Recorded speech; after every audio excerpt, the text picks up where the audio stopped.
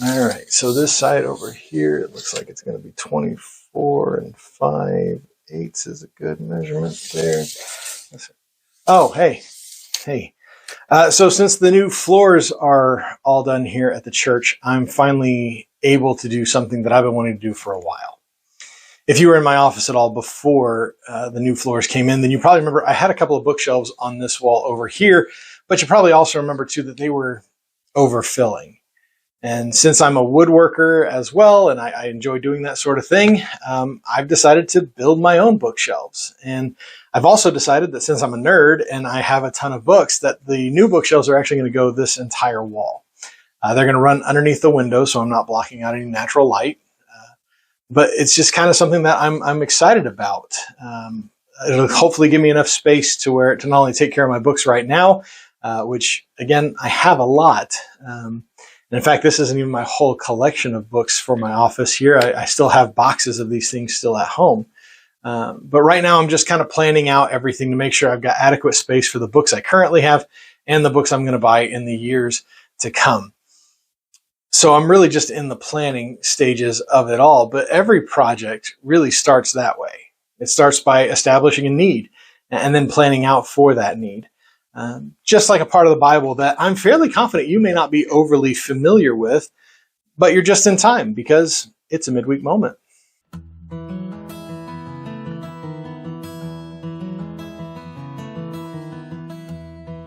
When we get to the book of Ezra, it's safe to say that a lot has taken place in the nation of Israel. After generations of the Israelites falling deeper and deeper into idol worship and doing a bunch of other practices that go against the law of God, God himself eventually felt the need to intervene. Now, understand, God had warned the Israelites for a long time that if they didn't change their ways, if they didn't turn back to God, then this was going to happen. There were going to be consequences, and those consequences were going to be severe. They were warned, but because they didn't listen, the Babylonians invaded, and people were ripped out of their homes from the nation of Israel. Cities, including the city of Jerusalem, were laid to the wayside. The temple of God itself was burned to the ground, and people were forced into heavy labor in a nation that they did not know. But after 70 years, some of the people of the nation of Israel were allowed to return. But what are they going home to? Again, everything of this once great nation is now gone, laid to the wayside. Again, the temple that Solomon himself had built and constructed and spent lavish amounts of money on was burned to ashes. I want to challenge you, in fact, to go back and read some of the descriptions of the temple that Solomon had built, and maybe you'll understand what a big loss this really was for the Israelite people. But for that first group of returning Israelites, the loss of the temple could not stand. The people of Israel needed a place to go and worship the God that they had once turned their back on at their own peril. There was a need for something to be built. Ezra chapter 1 verse 5 says this: "So the family heads of Judah and Benjamin, along with the priests and Levites, everyone whose spirit God had roused, prepared to go up and rebuild the Lord's temple in Jerusalem." There is a need. And now we have to plan for that rebuild. But here's the thing. Planning for a project takes time, no matter what size of that project there is. I mean, I've been thinking about these bookshelves now for almost a year, really, since I got here to Lexington Church of Christ. And certainly the temple of God, where the entire nation of Israel is going to come to worship and to sacrifice and do all the things that they would use that temple for, that's a lot bigger and certainly a lot more important than just some shelves to throw some books on. It was going to take time, but the people still needed someplace to worship, and they needed someplace now. And so Ezra chapter 3, verses 3 through 5, they show us what they did. And I must say, I kind of love it. They set up the altar on its foundation and offered burnt offerings for the morning and evening on it to the Lord, even though they feared the surrounding peoples. They celebrated the Festival of Shelters as prescribed and offered burnt offerings each day, based on the number specified by the ordinance for each festival day. After that, they offered the regular burnt offerings and the offerings for the beginning of each month and for all the Lord's appointed holy occasions, as well as the free will offerings brought to the Lord. They want to rebuild the temple, but they recognize that that's going to take time to plan. And so instead of waiting to worship, they immediately set out to at least build the altar of God.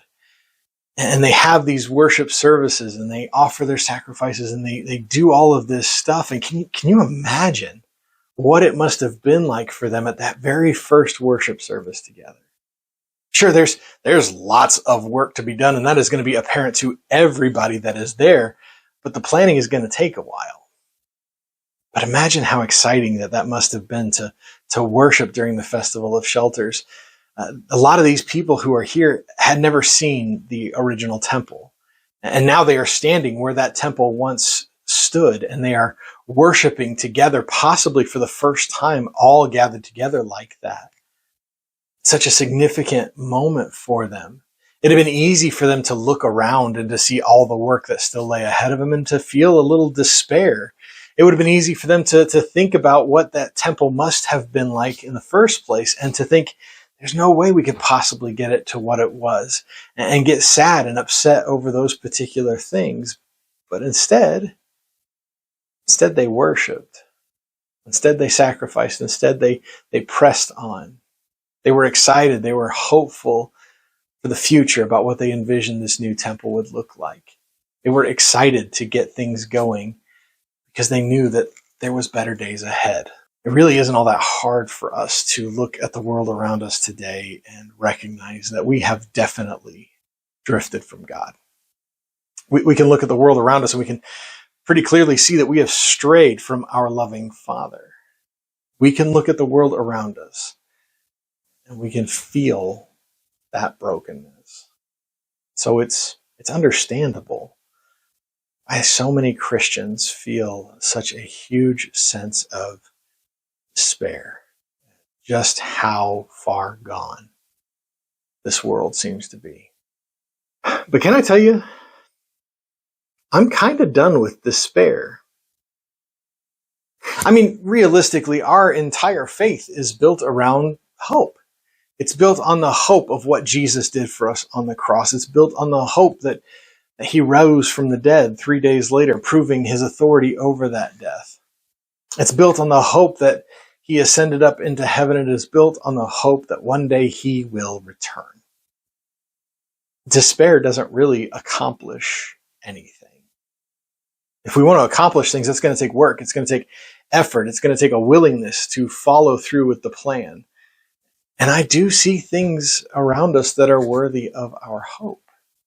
A great many sociologists and people who track this sort of thing have kind of said that Gen Z and Gen Alpha are two of the most spiritually curious generations in quite some time.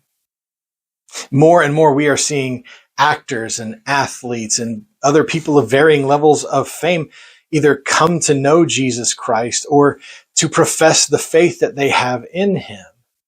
Church attendance right now around the nation are up for the first time in forever. The rebuild is already underway. So stop despairing. There's work to be done.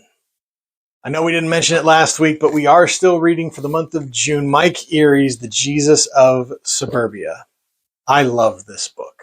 I love this book so very much. And in fact, I've had a couple of you tell me that you've already started reading it and that you're already really enjoying it.